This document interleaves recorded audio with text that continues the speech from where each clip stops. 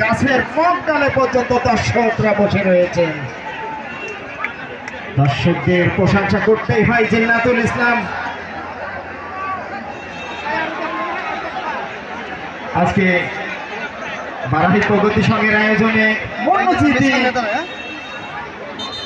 Comilla football tournament 2025-এর আজকের সেই কাঙ্ক্ষিত ফাইনাল খেলায় ইতিমধ্যেই দুটি দল, আমি অবস্থানগুলো জানিয়ে দিচ্ছি। সাদা রঙের জার্সি নিয়ে মাঠের উত্তর দিকে রয়েছে জয়পুরহাট কমিলা দল এবং লাল রঙের জার্সি নিয়ে মাঠের দক্ষিণ দিকে নারায়ণগঞ্জ নারী দল।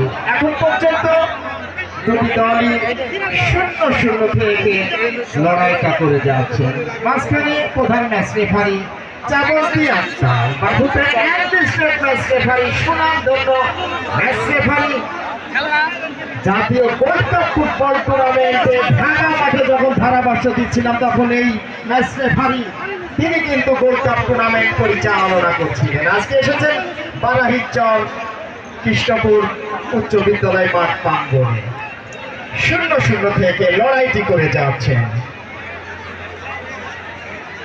রঞ্জনা, বাংলাদেশ জাতীয় দলের এই ফুটবলার রঞ্জনা লম্বা করে বাড়িয়েছেন সেন্টার সার্কেলের হাফওয়ে লাইন থেকে। 14 নম্বর জার্সি ধারী রাখতে পারলেন না শেষ পর্যন্ত। নারায়ণগঞ্জ নারী দলের অনুকূলে ছোট ছোট পাস দিয়ে নিজেদের মধ্যে ভালো দেয়া নেয়া লম্বা করে বাড়িয়েছেন। সেখানে সেই ভাইরাল কৃষিতা লম্বা করে ক্লিয়ার করলেন এ যাত্রায়। মধ্য মাঠে সেন্টার সার্কেলের হাফওয়ে লাইন থেকে জয়পুরহাট কমিলা দলের আক্রমণ। 8 নম্বর জার্সি ধারী সোহাগী কিসকু ন্যাশনাল, এই ফুটবলার জাতীয় দলের ফুটবলার ন্যাশনাল কিসকু। মধ্য মাঠে রতন্দ্র প্রহরী, মধ্য মাঠের পাওয়ার হাউস বলা হয়ে থাকে বাংলাদেশ জাতীয় কমিলা দলের এই ফুটবলার।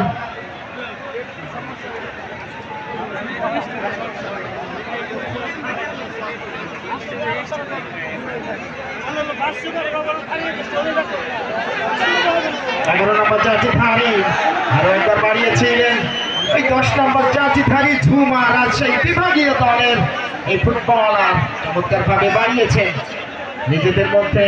দলীয় ক্যাপ্টেন আজকে রাত্রি নারায়ণগঞ্জ নারী দলের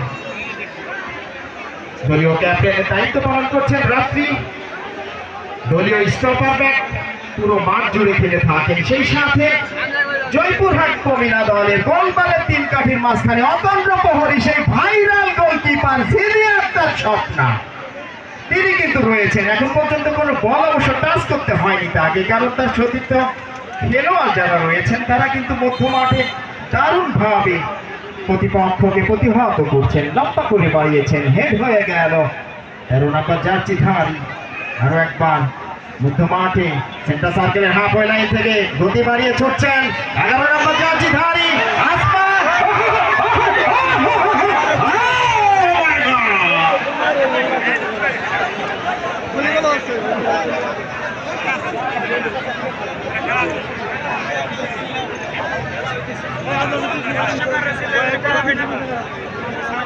আজকে দর্শকরা দূর দূরান্ত থেকে ছুটে এসেছে।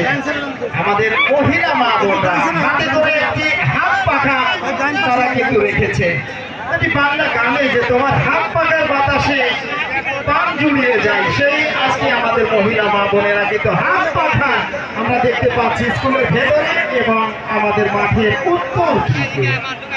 মহিলা মা বোনেরা হাত পাখা দিয়ে বাতাস করছে। এর মধ্যে দিয়ে দুটি দল লড়াইটা কিন্তু চলছে জমজমাট ফুটবলে সেই মহারণ। প্রিয় দর্শক মণ্ডলী, আজকে প্রধান অতিথির আসন অলঙ্কৃত করেছেন মানিকগঞ্জের মা মাটি ও মানুষের নেতা, গণমানুষের নেত্রী, সকলের প্রিয় মানুষ, প্রিয় ব্যক্তিত্ব। আজকের অনুষ্ঠানের মূল আকর্ষণ আপনারা দেখা বিএনপি চেয়ারপারসন উপদেষ্টা ও আহ্বায়ক মানিকগঞ্জ জেলা বিএনপি। আমি শুভেচ্ছা ও অভিনন্দন জানাই। সেই সাথে এই টুর্নামেন্টের সভাপতিত্ব করছেন জনাব আব্দুল হামিদ ব্যাপারী, সম্মানিত সভাপতি বারাহি প্রগতি সংঘ।